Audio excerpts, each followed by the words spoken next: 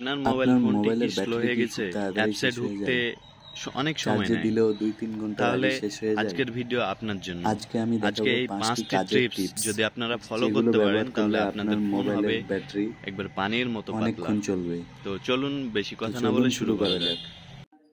Tips number 1, mobile স্ক্রিনের brightness কখনো auto রাখবেন না, তাহলে চার্জ খুব দ্রুত ফুরিয়ে যাবে।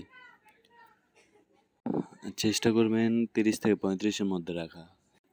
Tips number 2, location Bluetooth of করুন। যখন দরকার না পড়বে ততক্ষণ লোকেশন ব্লুটুথ অন করবেন না, এতে আপনার অপ্রাপ্ত চার্জ ফুরায়। Tips number 3, battery saver on রাখুন বা পাওয়ার সেভিং অন রাখুন, এতে আপনার ফোনের চার্জ খুব কম পড়বে। এবং টিপস নাম্বার 4, রানিং অ্যাপসে গিয়ে প্রথমে সেটিংয়ে যাবেন, অ্যাপসে যাবেন, তারপর রানিং অ্যাপস বা অ্যাপ ম্যানেজমেন্টে যেগুলো অপ্রয়োজনীয় অ্যাপ যেগুলো আপনি ব্যবহার করছেন না সেগুলো স্টপ করে দিন। টিপস নাম্বার 5, ব্যাকগ্রাউন্ড ডাটা বন্ধ করুন।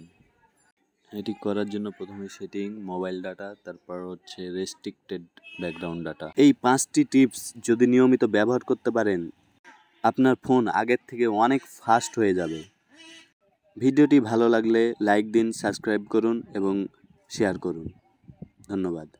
দেখা হবে পরের ভিডিওতে।